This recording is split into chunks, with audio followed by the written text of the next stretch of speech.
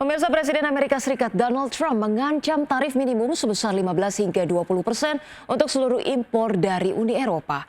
Ancaman terbaru Trump ini dilatar belakangi belum adanya kesepakatan dengan Uni Eropa setelah bernegosiasi digelar selama beberapa minggu terakhir. Presiden Amerika Serikat Donald Trump menuntut tarif minimum sebesar 15 hingga 20% untuk seluruh impor dari Uni Eropa. Menurut laporan Financial Times, Trump meningkatkan tuntutannya karena belum adanya kesepakatan setelah beberapa minggu bernegosiasi atas kemungkinan kesepakatan kerangka kerja. Langkah pengenaan tarif terbaru ini juga disebut karena Trump sering mengeluhkan surplus perdagangan barang Uni Eropa sebesar 198 miliar euro atau sekitar 231 miliar dolar dengan Amerika Serikat. Sementara itu, Uni Eropa mengharapkan kesepakatan serupa dengan Inggris yang mempertahankan tarif dasar 10% dengan beberapa pengecualian sektor. Para pejabat Uni Eropa menyatakan bahwa perdagangan jauh lebih seimbang ketika jasa dan investasi diperhitungkan.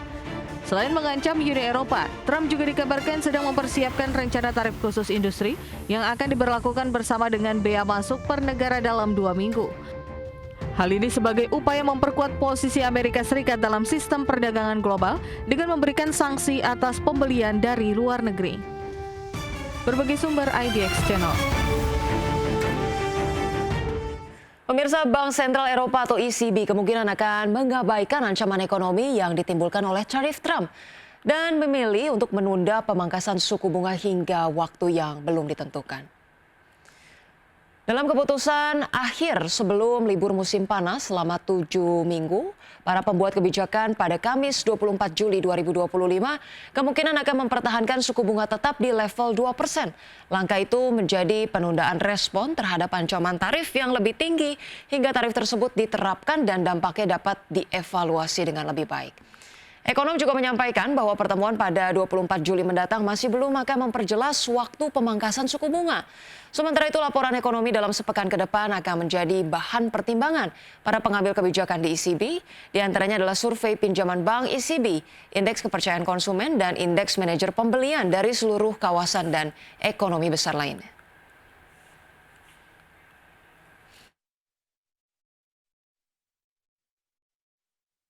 Pemirsa, selanjutnya dari pergerakan bursa global, bursa Wall Street ditutup nyaris stagnan pada perdagangan Jumat 18 lalu setelah sempat tergelincir akibat laporan yang menyebut Presiden Donald Trump mendorong tarif baru yang lebih tinggi terhadap produk-produk Uni Eropa.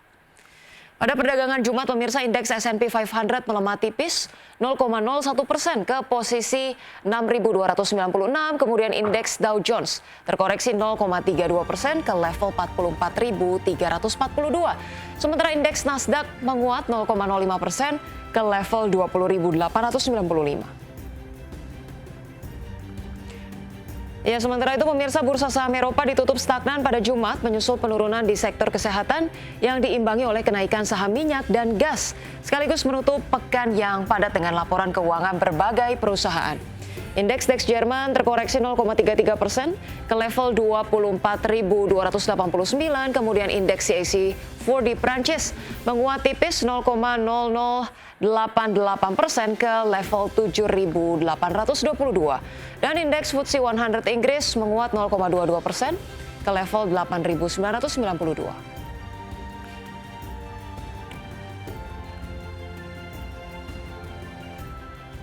Pemirsa, terima kasih Anda masih bersama kami di Market Pass. Pemirsa, indeks harga saham gabungan atau IHSG ditutup menguat terbatas usai tembus di level 7.400-an di perdagangan Jumat pekan lalu.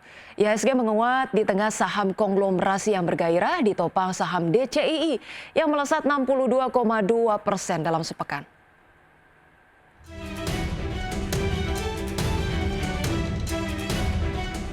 Indeks harga saham gabungan atau IHSG menguat 0,34% ke level 7.311,91 di perdagangan Jumat. Penguatan IHSG terpangkas karena secara intraday IHSG menguat ke level 7.401. Catatan ini membuat IHSG dalam sepekan menguat 3,75% dan year to date menguat 3,28%. Penguatan IHSG disokong sebagian indeks sektoral. Indeks dengan penguatan terbesar, IDX sektor teknologi melonjak 4,55%, IDX sektor infrastruktur naik 3,23%, IDX sektor kesehatan melaju 1,39%, sementara IDX sektor barang konsumen non-primer melemah 1,31%, IDX sektor properti dan real estate turun 0,76%. Di tengah penguatan sektor teknologi, saham DCII kembali menjadi penggerak utama IHSG, ditutup menguat 9,74% di level Rp245.000 per saham, dengan kontribusi 28,43 indeks point. Saham Brand ditutup menguat 3,56% di level Rp8.000 per saham dengan berkontribusi 10,49 indeks point. Saham MDKA ditutup menguat 9,50% di level Rp2.420 per saham dan berkontribusi 5,99 indeks point. Saham CDIA kembali menjadi auto reject atas atau ARA dengan menguat 25% juga ikut menjadi penggerak utama IHSG dengan sumbangsi 5,97 indeks point. Pesta Pora Wall Street di Kamis waktu setempat serta sudah masuknya dana asing menjadi katalis positif bagi bursa saham Indonesia. Adapun penguatan di Jumat membuat IHSG berada di zona positif selama 2 pekan penuh. Akan tetapi melihat sepekan hari perdagangan terakhir IHSG lebih banyak ditopang saham konglomerat, terutama grup Prayoga Pangestu dan saham teknologi data center PT DCI Indonesia Tbk atau DCII yang melesat 62,20% dalam sepekan. Berbagi sumber, IDX Channel. Dan pemirsa, untuk membahas lebih lanjut bagaimana dengan proyeksi perdagangan di pasar modal hari ini, kita sudah tersambung melalui line Zoom bersama dengan Hendra Wardana selaku founder Republik Investor. Selamat pagi Pak Hendra, apa kabar? Selamat pagi Mbak Rosalin, alhamdulillah baik Mbak. Baik, thank you sudah meluangkan waktunya di Market Buzz. Pak Hendra, kalau kita lihat IHSG sampai dengan perdagangan Jumat lalu ini sudah melanjutkan rally sampai hari ke-10 begitu ya, mencerminkan uptrend dan juga optimisme di pasar modal. Anda melihat sejauh apa sih optimisme ini akan masih berlangsung atau sudah mulai harus waspada profit taking nih? Iya Mbak Rosalin, kalau misalnya kita lihat memang IHSG selama 1 pekan saja sudah naik lebih dari 3,75%. Tapi kalau misalnya kita cermati justru asing malah mencatatkan net sales sebesar 1,6 triliun. Kalau misalnya kita lihat lagi, saham-saham yang di net sales asing itu diantaranya saham-saham yang bisa dibilang bobotnya besar ya, ada di katakanlah Bank Mandiri, asing mencatatkan net sales sebesar 1,9 triliun, BCA mencatatkan net sales sebesar 956 miliar, dan SSIA sebesar 280 miliar. Tadi pertanyaannya, apakah masih optimis untuk hari ini IHSG melanjutkan penguatan? Kalau misalnya secara teknikal itu berbentuknya shorting star, jadi bisa dibilang posisinya tidak terlalu baik di hari Jumat dan ada potensi untuk IHSG koreksi katakanlah menyentuh area gap-nya di level 7.280 dan didukung kalau misalnya kita lihat bahwa ada informasi bahwa saham yang notabene mendorong IHSG selama 1 pekan itu adalah DCII, dan hari ini DCII ini kena umat Initial Market Activity, jadi memang ada potensi untuk IHSG, ada kemungkinan DCII juga akan mengalami koreksi di umahnya hari ini, tapi dengan harapan semoga ada saham-saham yang lainnya yang mendorong lagi untuk IHSG. Baik, untuk IHSG sendiri diproyeksikan bisa jadi koreksi terbatas atau koreksi tipis begitu ya, dikarenakan rally yang sudah sangat panjang begitu ya, mungkin sudah hampir menyentuh resisten juga begitu. Di satu sisi juga banking industries tampaknya masih banyak net sell, tadi dikatakan juga saham yang menjadi penopang IHSG DCII juga diproyeksikan kinerjanya tidak terlalu signifikan begitu ya di perdagangan hari ini. Baik. Terkait dengan, kita bahas sedikit terkait dengan sentimen global, menjelang rilis potensi tarif baru 19% oleh Donald Trump yang diterapkan mulai 1 Agustus nanti, Pak Hendra. Ini kabarnya memang dari Indonesia sendiri masih akan melanjutkan negosiasi, akan bertemu di bulan September ataupun Oktober begitu ya. Tapi kalau Anda lihat terkait dengan sentimen global sendiri, sejauh ini sudah terprice in-kah dengan posisi IHSG yang saat ini atau seperti apa? Iya betul Mbak Rosalin, kita akan lihat ya update-update terbaru dari pemerintah Indonesia. Bisa dibilang ya masa sudah merespon positif ya terkait dengan pemangkasan tarif yang sebelumnya 32% ke 19%.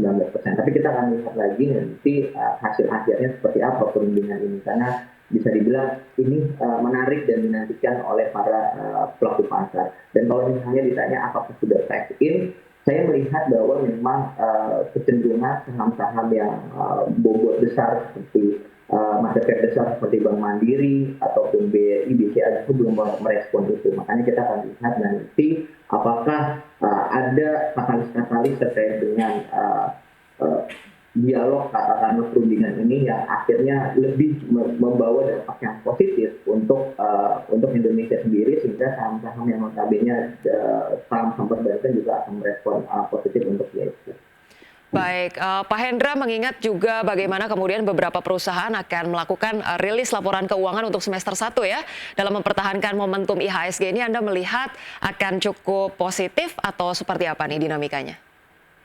Ya, kalau misalnya dilihat, pastinya kita akan cermati kalau misalnya IHSG ya tadi ya, selama 1 pekan ini mengalami naik sebesar lebih dari 3%, atau selama 10 hari itu lebih dari 10%, ya suka nggak suka kita harus menyampaikan bahwa yang membuat pendorongan IHSG itu adalah salah satunya saham DCI dan kolaborasi seperti sahamnya Pak Prabowo. Tapi kalau misalnya kita lihat justru cermati kinerja saham-saham perbankan justru masih belum terapresiasi dengan baik gitu loh. Nah, diharapkan adalah laporan keuangan semester 1 seperti BCA, BRI, Mandiri dan BNI ini akan positif, sehingga saham-saham tersebut akan mendongkrak laju pertumbuhan dari IHSG yang tadi saya sampaikan, bahwa bobot atau kapitalisasi saham-saham tersebut juga sangat tinggi gitu. Tapi kalau misalnya laporan keuangannya justru malah negatif, nah ini akan membuat penurunan dari IHSG, atau yang tadi saya sampaikan ketika IHSG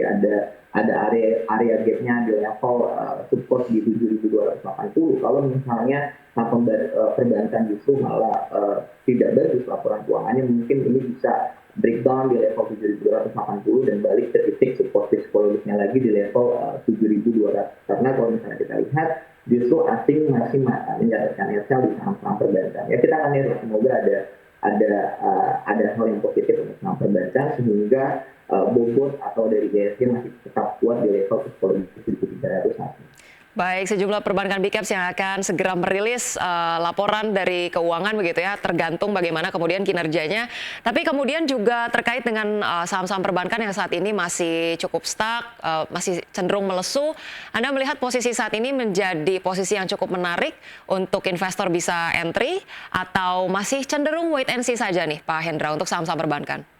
Iya, Mbak Rosalin, karena kalau misalnya perbankan apakah masih menarik atau tidak, balik lagi kalau misalnya kita lihat kontribusi asing ketika misalnya melakukan transaksi di saham perbankan, itu bobotnya hampir 60-80% itu transaksinya itu adalah asing.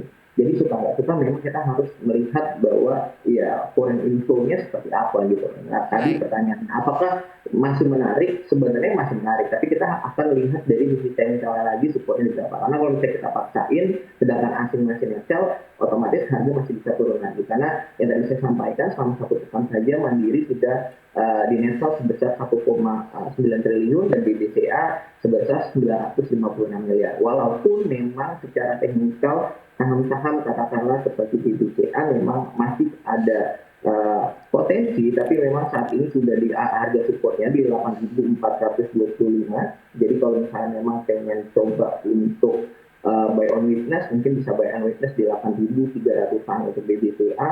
Terus kalau misalnya Bank Mandiri masih ada supportnya dengan harga sekarang di level 4.740, masih ada supportnya di level 4.640 untuk saham-saham perbankan. Jadi lebih baik wait and see atau buy on weakness terlebih dahulu, Mbak Rosalin. Baik, itu dia rekomendasi untuk beberapa saham perbankan, direkomendasikan untuk wait and see terlebih dahulu, dan kalau bisa, kalau memang mau beli pun buy on weakness sambil kemudian memperhatikan sejumlah data, salah satunya adalah foreign inflow begitu ya, perkembangannya akan seperti apa. Baik, kita sedikit ulas terkait dengan penguatan IHSG dalam hari-hari terakhir atau pekan-pekan terakhir. Ini kebanyakan didorong oleh saham-saham konglomerasi, yaitu saham-saham dari Prajogo Pangestu dan juga saham dari Toto Sugiri begitu ya, DCII. Anda melihat penguatan IHSG di tengah ketidakpastian ini didukung oleh saham-saham konglomerasi ini sesuatu hal yang cukup positif atau sesuatu hal yang cukup rentan nih Pak Hendra? Iya, sebenarnya saya kalau misalnya ditanya cukup positif, saya harus apresiasi justru ya, karena dengan adanya penguatan di saham-saham tersebut, setidaknya para pelaku pasar bisa melakukan trading dengan ya fokus di saham-saham tersebut, dan terlihat juga value IHSG juga meningkat gitu loh. Walaupun memang kalau misalnya ditanya apakah IHSG dalam kondisi yang wajar, ya memang di capital market kita saat ini kita tidak bisa melihat hal tersebut. Tapi selagi masih hal tersebut positif, kita bisa bisa cermati juga gitu loh, karena suka nggak suka ya memang pendorong dari IHSG saat ini adalah saham-saham konglomerasi gitu kan, seperti PPIA, Brand atau BRPT, atau bahkan saham-saham yang baru IPO seperti KDIA yang kita bisa lihat naiknya sudah sangat luar biasa, walaupun memang KDIA ada potensi untuk terjadi koreksi untuk jangka pendek, mengingat saham tersebut sudah naik lebih dari 200%. Baik, tapi kalau kita review sedikit terkait dengan penguatan yang dipimpin oleh saham-saham konglomerasi ini, kalau kita perhatikan begitu ya, untuk saham-saham perbankan big caps tadi belum ada tanda-tanda positif.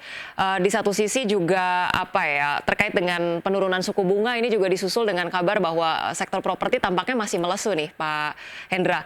Kalau kita lihat sebenarnya untuk sentimen dari dalam negeri sendiri, ini seperti apa sih di tengah penurunan suku bunga? Apakah kemudian ini menjadi hal yang cukup reliable untuk bisa menopang IHSG atau sudah tidak terlalu signifikan lagi sih Pak Hendra untuk saat-saat ini? Iya, sebenarnya kalau misalnya ditanya apakah pengaruhnya terhadap keputusan dari Bank Indonesia ketika menurunkan tingkat suku bunganya, ya. Kalau kita misalnya lihat cermati bahwa di capital market itu lebih respon terlebih dahulu ketika misalnya baru desas-desus bahwa BI menurunkan tingkat suku bunganya. Jadi pada saat hari Selasa itu justru saham-saham properti itu naik lebih dari 5%. Karena saja misalnya Asri naik lebih dari 13%. Tapi pada saat Rabu kemarin ketika misalnya BI sudah menurunkan tingkat suku bunganya, justru malah saham properti sudah lesu atau tidak mengalami penguatan yang signifikan. Jadi bisa dibilang memang cerminan ketika misalnya Bank Indonesia menurunkan tingkat suku bunganya 25 basis point ke level 5,25%, itu sudah price in terlebih dahulu gitu loh. Tetap para pelaku pasar akan melihat ketika misalnya BI menurunkan tingkat suku bunganya menjadi 5,25%, kedepannya seperti apa nih? Apakah daya beli masyarakat meningkat dan apakah terkait dengan penjualan properti ini kembali akan meningkat?